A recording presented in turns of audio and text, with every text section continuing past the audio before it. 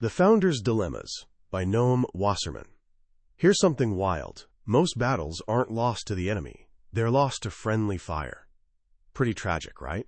But in the startup world, in that crazy mix of excitement and terror that comes with building something from scratch, this is devastatingly true. Most new companies don't crash because of some brilliant competitor or a terrible market. They fall apart from the inside. They're destroyed by predictable mistakes, made by the very people who poured their heart and soul into creating them. Picture this: a young guy named Evan Williams moves from rural Nebraska to San Francisco during the dot-com boom, hungry to make his mark. He's self-taught, passionate, and has this brilliant idea for a new kind of online self-publishing. He calls it Blogger. To build it, he partners with his ex-girlfriend. He fights tooth and nail to keep the CEO title and most of the company's ownership. He avoids professional investors, taking money from friends and family instead. He hires his buddies to write the code, and when a crisis hits and the money runs out, he refuses a buyout offer. This decision sends his entire team, including his co-founder, running for the exits, leaving him alone, literally begging for donations just to keep the lights on. Fast forward a few years. After selling Blogger to Google, he starts another company, a podcasting venture called Odeo. But here's where it gets interesting. He does everything completely differently. He partners with someone he barely knows. He lets his co-founder be the CEO. He takes $5 million from venture capitalists, the very people he avoided before. He hires an expensive team of seasoned professionals. Same founder, two wildly different paths. One path made him the absolute king of his company, but king of a struggling kingdom. The other path made him incredibly wealthy, but cost him control of his creation. So why did he make such drastically different choices? And which path was the right one? That, my friend, is exactly what we're diving into today. We're exploring this remarkable book called The Founder's Dilemmas by Noam Wasserman. This isn't your typical business book. For over a decade, Wasserman studied nearly 10,000 founders, creating basically a treasure map of the treacherous startup journey. He uncovered the hidden forks in the road, the predictable traps that almost everyone falls into. And here's what I promise you. By the end of our journey, you'll understand the single most important question a founder must ask themselves before they even write a line of code or sketch an idea on a napkin. It's a question that determines almost everything that follows. It's the choice between being rich or being king. Understanding this choice is the key to navigating the founder's dilemmas. So you've got an idea, a spark, that feeling in your gut that you've stumbled onto something special, something that could change things. The world tells you to follow your passion, to take the leap, to build your dream. But Noam Wasserman would gently put a hand on your shoulder and ask you to pause. Because the very first dilemma, the one that comes before all others, is this: should I even do this right now? This isn't about whether you're brave enough. It's about whether the stars are aligned. Wasserman discovered that the decision to launch a startup rests on three critical pillars: your career, your personal life, and the market. When all three are favorable, the decision is easy. But that almost never happens. And this is where the trouble begins. Think of two people.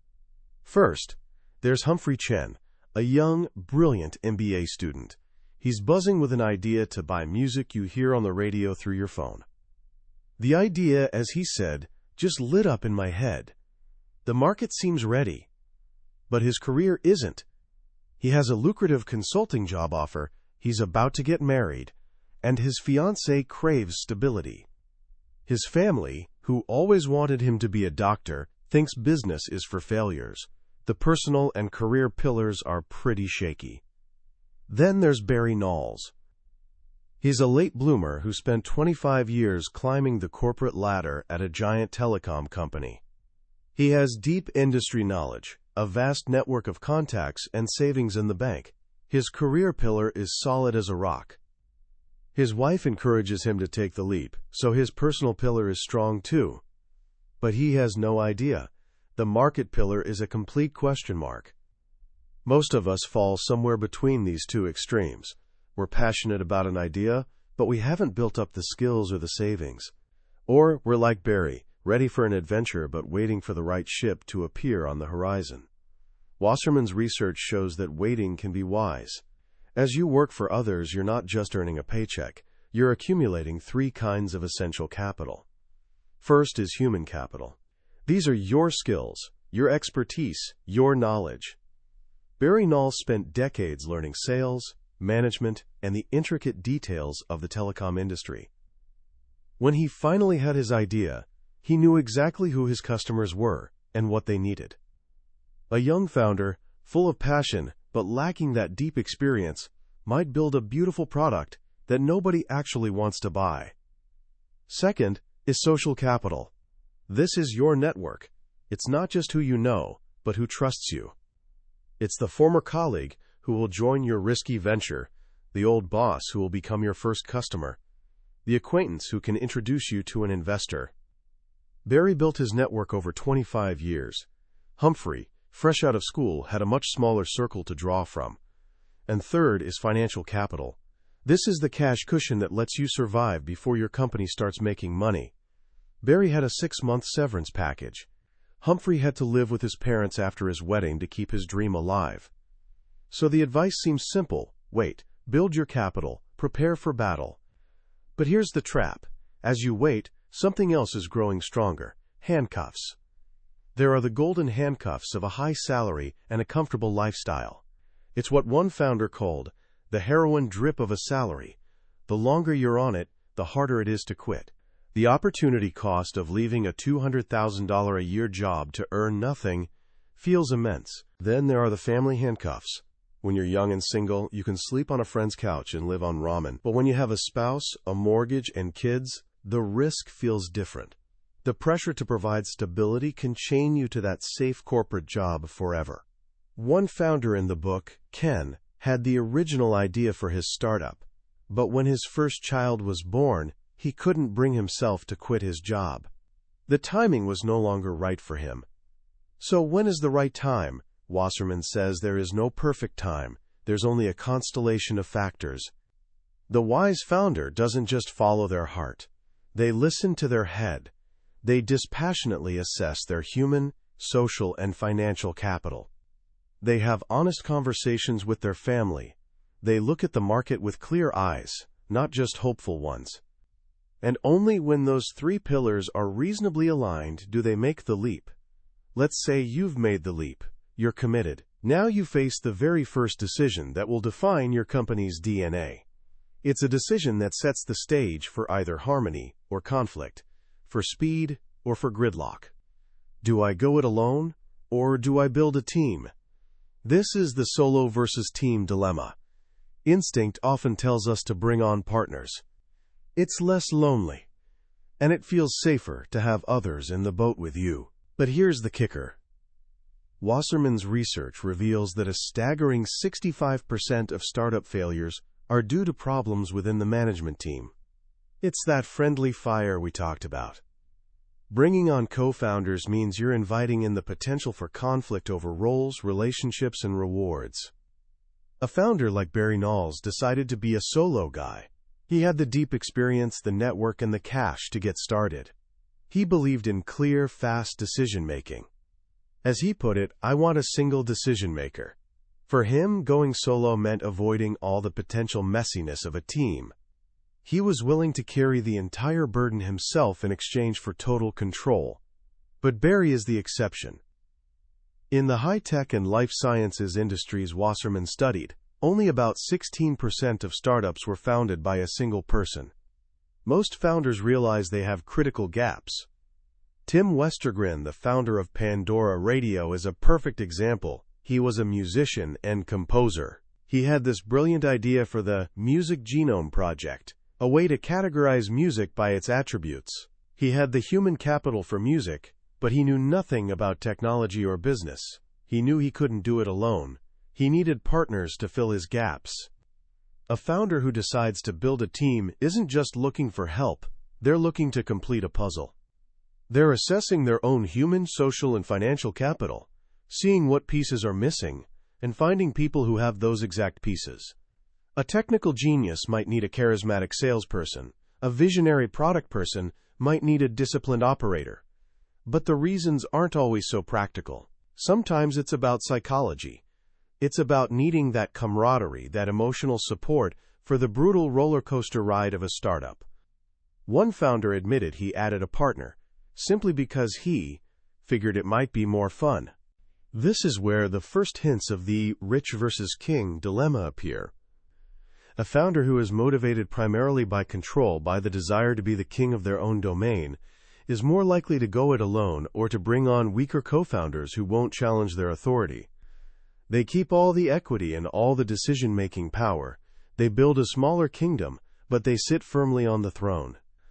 A founder motivated by wealth, by building the biggest, most valuable company possible, is more likely to seek out the best possible co-founders, even if it means giving up a huge chunk of equity and control. They'd rather own a smaller slice of a giant pie than 100% of a small cupcake. Neither path is inherently right or wrong, but making a choice that conflicts with your core motivation is the first step toward disaster. So you've decided to build a team. Now the dilemmas get even more personal, more complicated, and far more dangerous. You now face what Wasserman calls the 3 R's: relationships, roles, and rewards. How you handle these 3 decisions will determine whether your founding team becomes your greatest asset or the cause of your downfall. Let's start with relationships. Who do you choose as your co-founders? The easiest, most natural thing to do is turn to your inner circle, your friends, your family, your spouse. This is what sociologists call homophily, or birds of a feather flock together. It feels safe. You already trust them. You have a shared history and a communication shorthand. But Wasserman calls this playing with fire. Think about it. When you have a professional disagreement with a stranger or a former coworker, you can debate, argue, and resolve it based on the merits of the business. But when that person is your best friend or your brother, every business discussion is layered with personal history and emotion. You start to avoid the tough conversations, the elephants in the room, because you don't want to hurt their feelings or damage the relationship. Evan Williams learned this the hard way at Blogger. Co-founding with his ex-girlfriend, Meg Hurahan, seemed fine at first. But when they disagreed on the company's direction, the business conflict became a personal one. The tension became unbearable, and the team fell apart. Wasserman's data tells a shocking story. Founding teams made up of friends were less stable than teams made up of strangers. Why? Because strangers know they don't know each other. They're forced to have those difficult, explicit conversations about expectations, roles, and what happens if things go wrong. Friends assume they're on the same page, and they avoid those conversations until it's too late.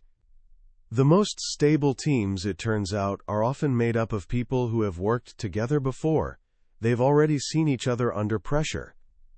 They've established a professional respect that's separate from their personal feelings.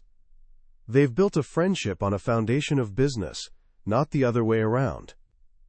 As the old saying goes, a friendship built on business can be glorious, but a business built on friendship can be murder. Next comes roles. Who does what? And most importantly, who gets to be CEO? This is often the first major battleground. Everyone, it seems, wants to be the CEO. It's the title with the most status and the most perceived power. In the early days of Blogger, Evan insisted on being CEO. At Odeo, he let his partner take the title, but then fought to take it back when the company started taking off. Wasserman found 2 common and equally dangerous approaches to roles. The first is the egalitarian approach. The team decides to be a democracy.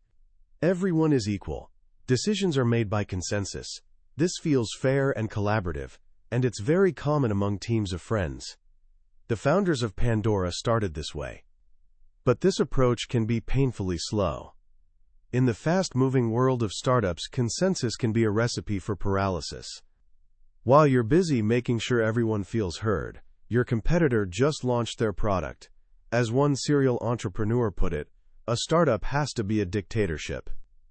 The other approach is a clear hierarchy. There's a CEO who has the final say. This is much faster and more efficient.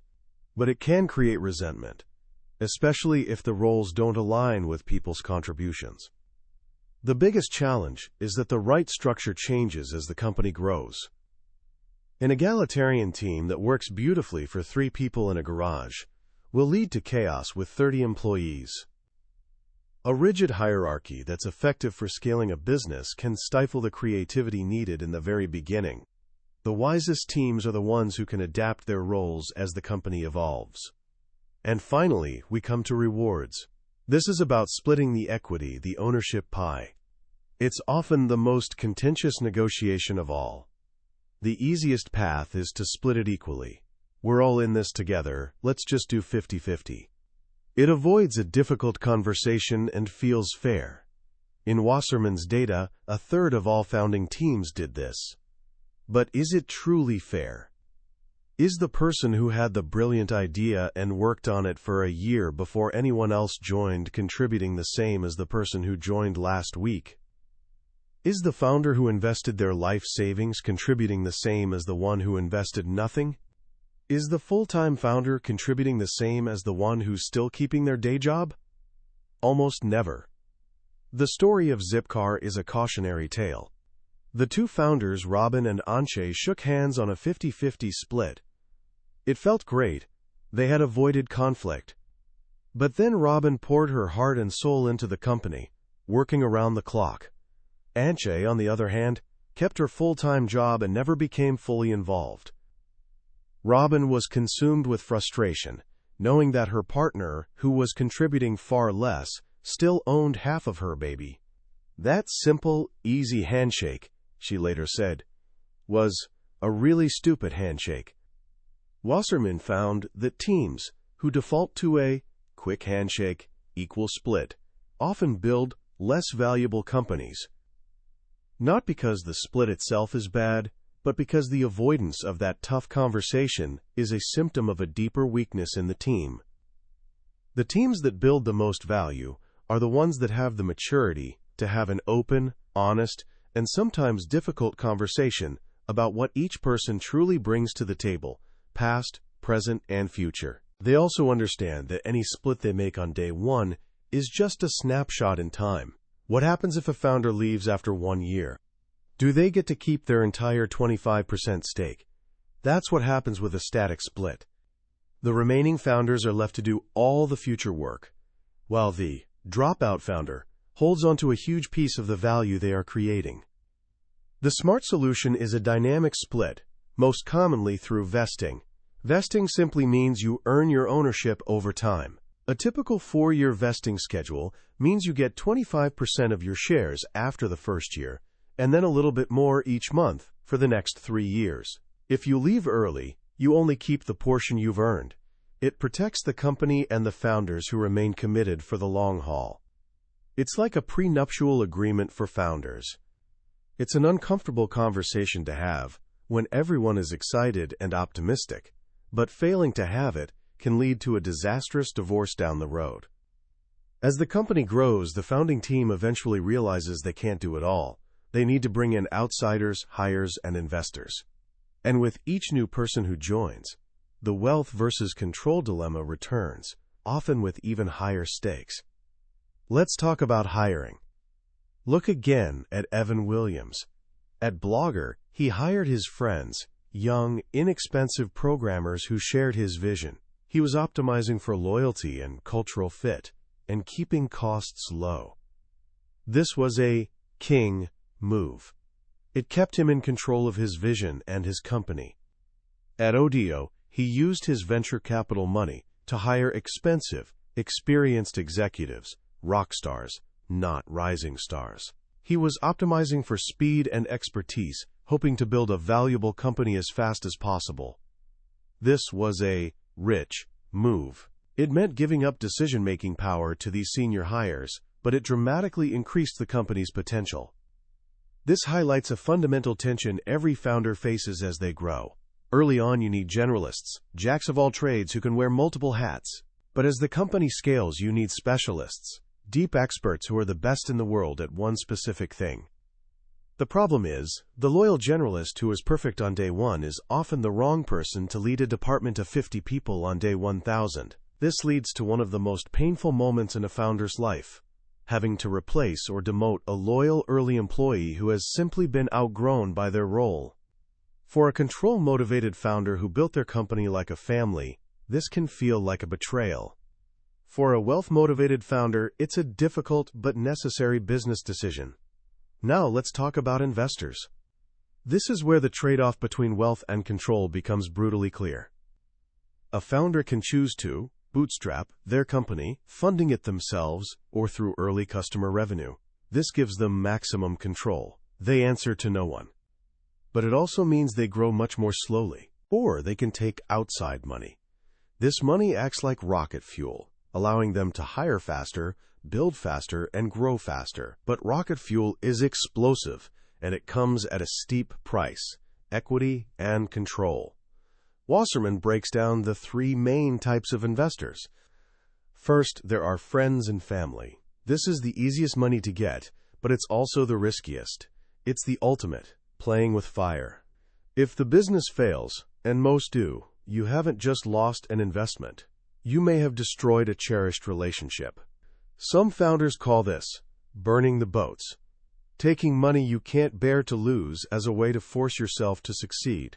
But an experienced advisor called it entrepreneurial suicide, because you destroy your emotional support system just when you need it most. Next are angel investors. These are wealthy individuals, often successful former entrepreneurs, who invest their own money. They can provide not just cash, but also valuable advice and connections, so-called smart money. They take on more risk than venture capitalists, but they also demand less control. Finally, there are venture capitalists, or VCs. These are the professional investors who manage huge pools of money from large institutions. They invest in high-risk, high-growth startups with the potential to become billion-dollar companies. They provide the most money, and often the most valuable guidance and connections. Taking money from a top-tier VC firm is like a stamp of approval that helps you attract the best talent and the biggest customers. But their money comes with the highest cost. VCs demand a significant ownership stake, often 20 to 30% in an early round. And more importantly, they demand control. They take seats on your board of directors. The board of directors is the ultimate seat of power in a company. They hire and fire the CEO. Early on, the board is usually just the founders. But as you take on VC money, the founders quickly become a minority. After the second or third round of funding, the VCs and other outsiders typically control the board. At that moment, you are no longer the king. You now work for them. VCs also use powerful terms to protect their investment. The most important is the liquidation preference. In simple terms, this means that if the company is sold, the VCs get their money back first, before the founders and employees see a single dollar. Imagine a startup raises $10 million from VCs. A year later, they get an offer to sell the company for $10 million. That sounds like a decent outcome. But because of the liquidation preference, the VCs get all $10 million, and the founders, who worked for years and poured their lives into the company, get nothing. Why would any founder agree to this? Often it's because of optimism. They think, we're going to be huge, we'll never sell for such a small amount. They're focused on the home run, so they give away the rights to a single or a double. But most startups don't hit home runs. They strike out, or if they're lucky, they get a small hit. The liquidation preference aligns the founder's incentives with the VCs. The VCs need you to swing for the fences, because that's how their business model works. They need that one home run in their portfolio to pay for all their other strikeouts. By taking their money, you are often implicitly agreeing to go for broke. And this brings us to the final, and perhaps most painful, dilemma of all. Imagine you're Lucerne. You're the founder of a startup called Wiley Technology. You've done everything right. You prepared for years before you founded the company. You worked alone for a year to build the core technology. You raised money from top-tier VCs. You built a team of 50 people. Your revenues are growing fast. You are, by every measure, a successful founder CEO. Your baby is thriving. Then one day, your investors, the people who backed you and celebrated your success, sit you down and tell you you're fired. They want to bring in a professional CEO to take the company to the next level. You are, in their eyes, no longer the right person to lead. This is what Wasserman calls the paradox of entrepreneurial success. The very successes that a founder achieves, building a product and raising money, are the things that plant the seeds of their own removal. Why? Because the skills needed to start a company are completely different from the skills needed to scale one. The speedboat captain who can navigate the chaotic early days is rarely the same person who can pilot the oil tanker of a large, complex organization. When you succeed at building a product, the company's challenges shift from technical problems to sales, marketing, and managing a growing team. A technical founder like Lou, who had to buy his first suit to make a sales call, may not be the right person to build a global sales force. And when you succeed at raising money from VCs, you give away control of the board.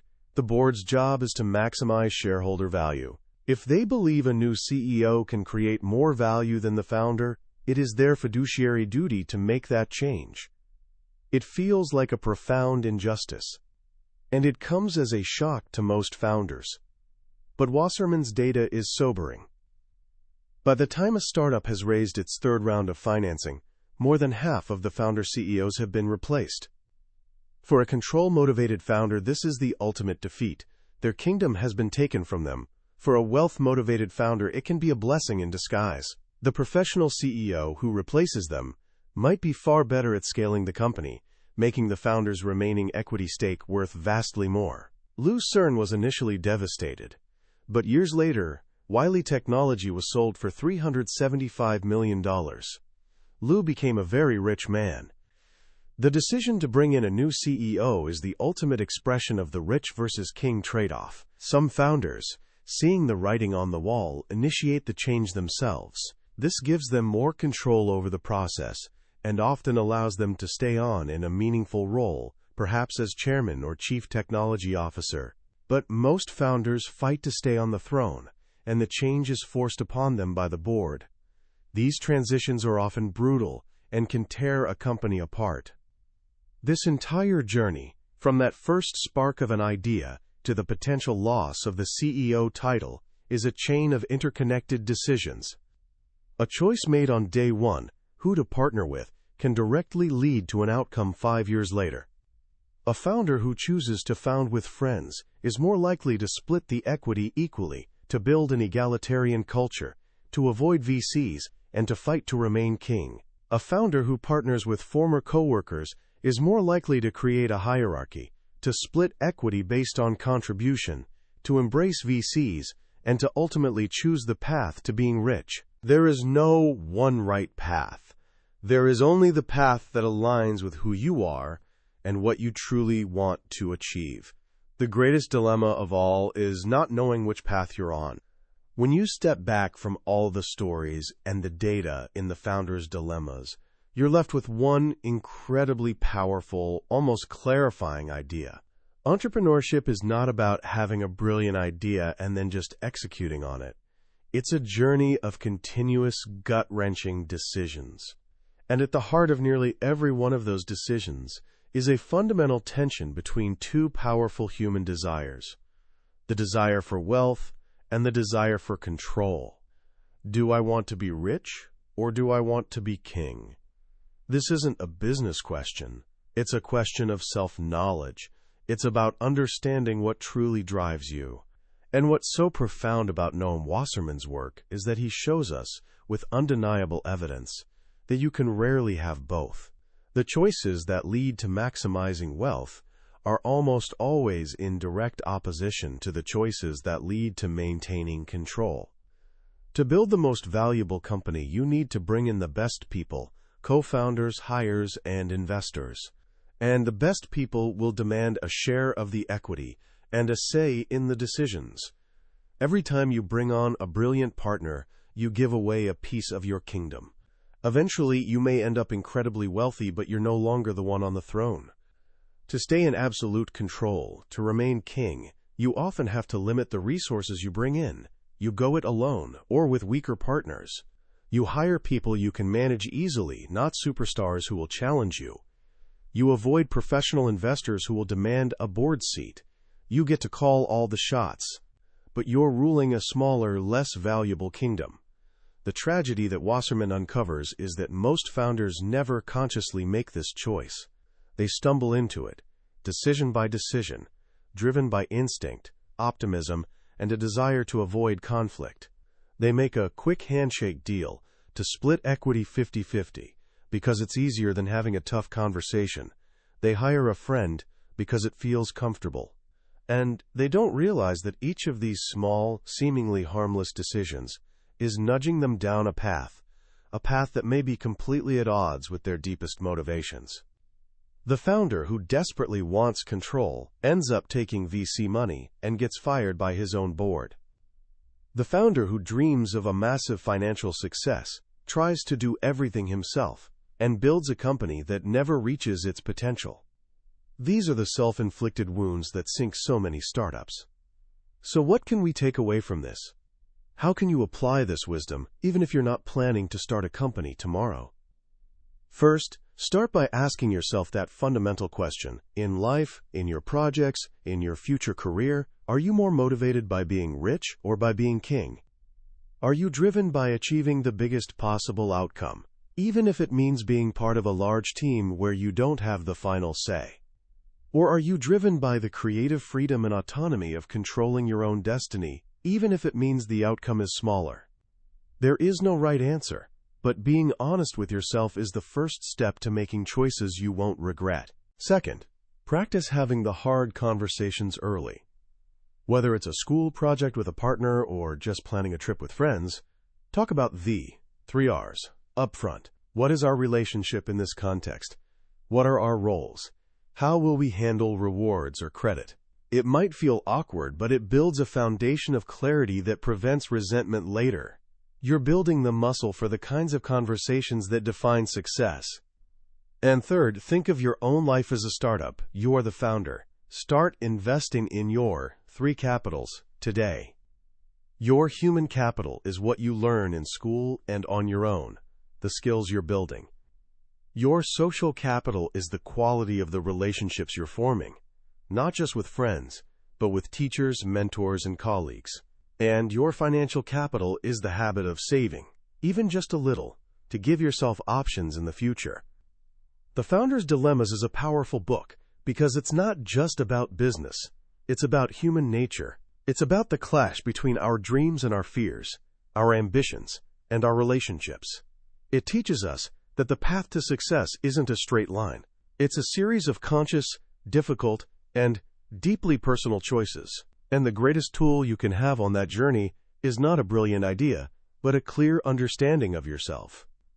That was a summary of The Founder's Dilemmas by Noam Wasserman. We've journeyed through the core ideas today, but I'll be honest with you. A summary is like looking at a map of a beautiful country. The real magic happens when you actually travel there. It's in the quiet moments of reading, when a particular story or a simple phrase connects with you in a way you didn't expect. This podcast is designed to help you decide if this book is worth your time and attention. If anything we've discussed today has sparked your curiosity or resonated with your own ambitions, I truly encourage you to grab a copy. Reading it isn't just about learning business strategy. It's an experience that can genuinely change how you think about building anything in your life. The link to the book is in the description below. Also, if you found this journey valuable, it would mean the world to me if you'd hit that like button and subscribe to the channel. That way, you won't miss our next exploration into another life-changing book from the billionaire's bookshelf. Let's keep learning and growing together.